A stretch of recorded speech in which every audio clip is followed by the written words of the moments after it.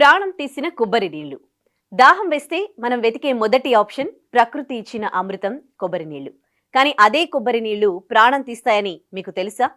తాజాగా కనిపిస్తున్న ఒక కొబ్బరి బోండాన్ని తాగిన కేవలం 26 గంటల్లోనే ఒక వ్యక్తి ప్రాణాలు గాలిలో కలిసిపోయాయి.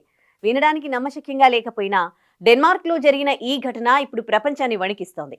మనం అమృతం అనుకుని తాగే నీళ్లలో నిగూఢ విషం ఎలా చేరుతుంది?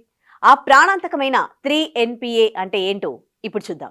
డెన్మార్క్ లో ఒక వృద్ధుడు తాజాగా ఉన్న ఒక కొబ్బరికాయను కొట్టించుకుని నీళ్లు తాగాడు.